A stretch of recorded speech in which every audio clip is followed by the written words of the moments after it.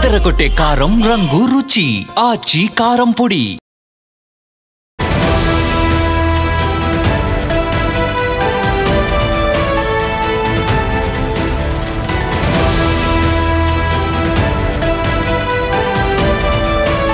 పాకిస్తాన్కు ఇజ్రాయెల్ ఊహించని షాక్ ఇచ్చింది. పాకిస్తాన్ నౌకపై డ్రోన్తో ఇజ్రాయెల్ దాడి చేసింది. యెమెన్ తీరంలో ఉన్న నౌకపై దాడి జరిగింది. దాడి సమయంలో నౌకలో 24 మంది పాకిస్తానీలు ఉన్నారు. ఇటీవలే పాకిస్తాన్కు సౌదీకి మధ్య ఒప్పందం కుదిరింది. ఏ దేశంపై దాడి జరిగినా మరో దేశంపై దాడి జరిగినట్లుగానే భావిస్తామన్నట్లుగా ఆ ఒప్పందం సారాంశం. ఇది జరిగిన కొద్ది రోజుల్లోనే పాకిస్తాన్కు ఊహించని షాక్ ఇచ్చింది ఇజ్రాయెల్. సౌదీకి అణ్వాయుధాలు సరఫరా చేస్తామంటుంది పాకిస్తాన్. దీంతో ఇజ్రాయెల్కు శత్రువుగా మారింది పాకిస్తాన్. ఈ నేపథ్యంలోనే పాకిస్తాన్ సిబ్బందితో ఉన్నటువంటి ఎల్పీజీ ట్యాంకర్ నౌకపై ఇజ్రాయెల్ డ్రోన్ దాడి జరిగింది.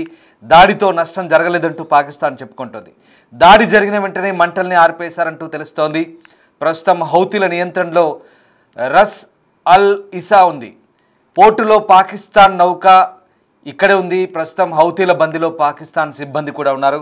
మీరు చూస్తున్న దృశ్యాలు పాకిస్తాన్ నౌకపై డ్రోన్తో ఇజ్రాయెల్ జరిపిన దాడికి సంబంధించిన దృశ్యాలవి.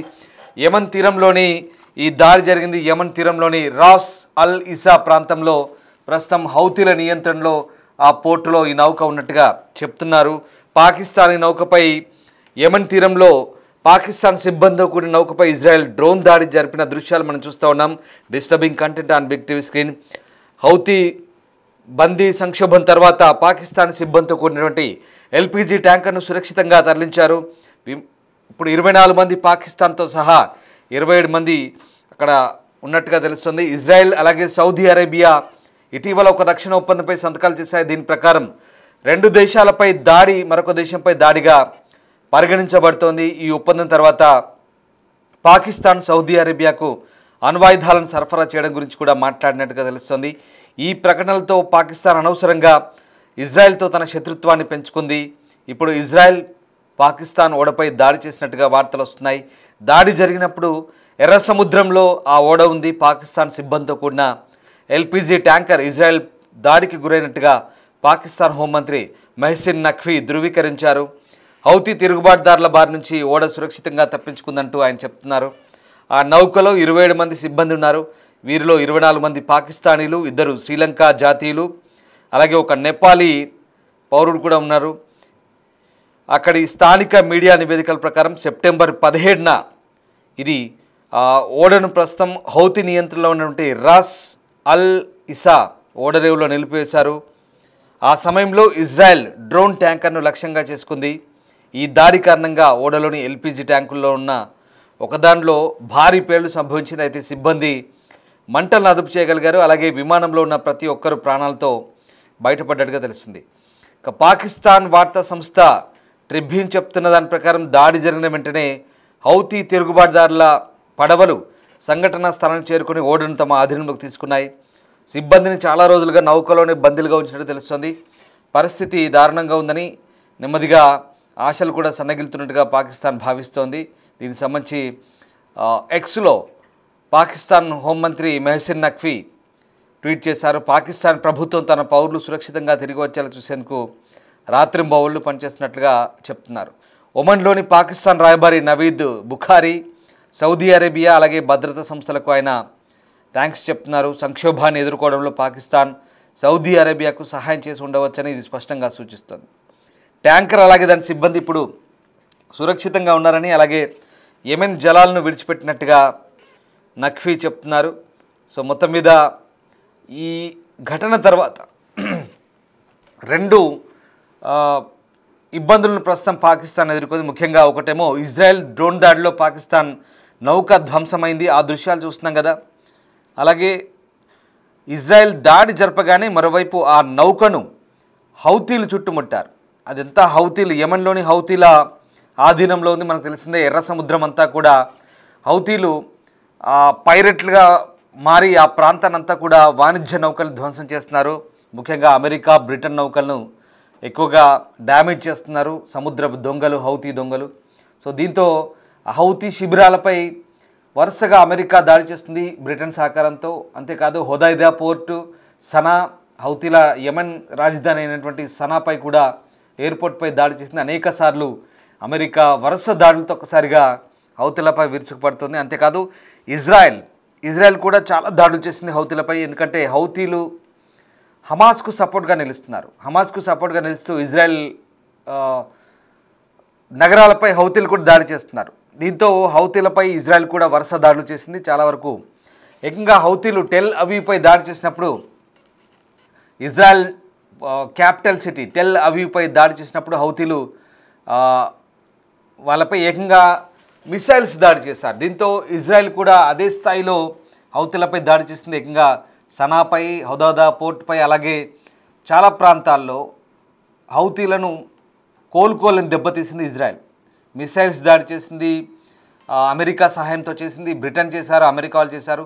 ప్రస్తుతానికైతే యెమెన్లో ఈ హౌతీల నియంత్రణ ఉన్నటువంటి యెమెన్ని పూర్తిగా దాడుల ద్వారా వాళ్ళని నిలువరించగలిగారు.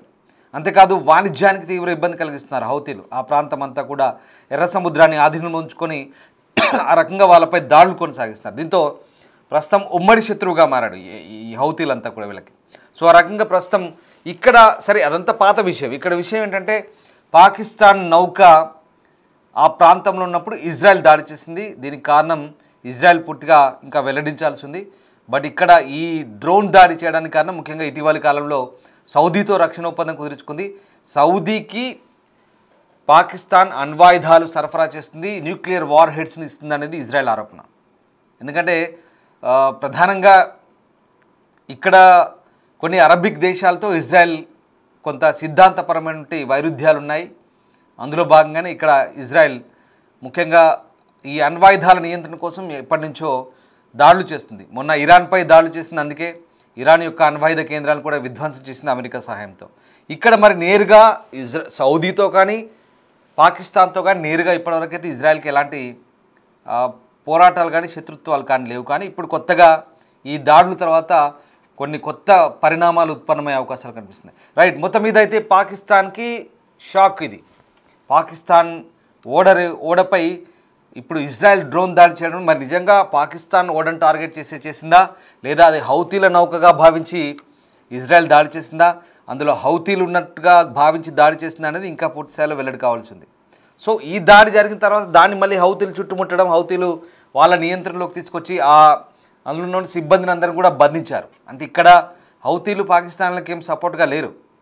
వాళ్ళ పనంతా దోపిడీ దొంగల పని. అక్కడ ఉన్న సిబ్బందిని కంట్రోల్లో పెట్టుకోవడం, బెదిరించడం, వాళ్ళని నియంత్రించడం, దాన్ని దోచుకోవడం. సో ఇక్కడ పాకిస్తాన్ కూడా వీళ్ళతో సమానమే.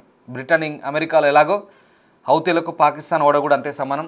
వీళ్ళని కూడా బంధించిన పరిస్థితి. సో మొత్తం మీద పాకిస్తాన్ ప్రస్తుతం సౌదీ అరేబియా, ఓమన్ వంటి దేశాలకు తమ పౌరులను సురక్షితంగా తరలించాలని పదే పదే విజ్ఞప్తి చేస్తుంది. ఒకవైపు ఇజ్రాయెల్, మరోవైపు హౌతీల మధ్య పాకిస్తాన్ చిక్కుపోయిందని, ఇది రెస్క్యూ మిషన్ను కొంత కష్టం చేసిందంటూ నివేదికలు చెప్తున్నాయి. ఈ దాడి ఎర్ర సముద్రంలో వాణిజ్య నౌకల భద్రతకు ఉన్న తీవ్రమైన ముప్పును మరోసారి హైలైట్ చేస్తున్న పరిస్థితి. సో మొత్తం మీద ఈ వ్యవహారం అంతా కూడా ఇదే ఇందాక నేను చెప్పింది అదే. ఇక్కడ ఇజ్రాయెల్కు అటు హౌతీలకు మధ్య పాకిస్తాన్ నౌక చిక్కుకుంది. హౌతీలు ఏం పాకిస్తాన్కి సపోర్ట్గా లేరు. వాళ్ళను నియంత్రించారు, కట్టడి చేస్తున్నారు. ఇజ్రాయెల్ కూడా దాడి చేస్తుంది. సో ఈ రకంగా పాకిస్తాన్ నౌక చిక్కిపోయింది. సో పాకిస్తాన్ పౌరుల్ని రక్షించడమే ఉద్దేశం అంటూ పాకిస్తాన్ చెప్తుంది. సౌదీ అరేబియా సహాయం తీసుకుంటామని చెప్తుంది. దీంట్లో వాళ్ళ ఇన్వాల్వ్మెంట్ ఎంత ఉందో చెప్పలేము. ఎందుకంటే యెమెన్కి సౌదీకి మంచి సంబంధాలు ఉంటే వాళ్ళని విడిపించే అవకాశం ఉంది. సో యెమెన్ అంతా కూడా ఇప్పుడు హౌతీల కంట్రోల్లో ఉంది కాబట్టి చూడాలి ఈ పరిణామాలు ఎలా ఉంటాయి. కానీ పాకిస్తాన్కి అయితే ఈ షాక్ అని చెప్పాలి. ఇజ్రాయెల్ ఇచ్చిన మొదటి షాక్ ఇది. ఫ్యూచర్లో ఇజ్రాయెల్ కనుక ఈ అణ్వాయుధ నియంత్రణ కనుక పూనుకుంటే పాకిస్తాన్ ఖచ్చితంగా కట్టడి చేసే అవకాశాలు ఉన్నాయి. అందులో భారత్ లాంటి మిత్ర దేశం పక్కన ఉంది కాబట్టి మన సహాయం తీసుకొని ఇక పాకిస్తాన్ ఖచ్చితంగా నియంత్రించే అవకాశాలు ఎక్కువగా కనిపిస్తున్నాయి.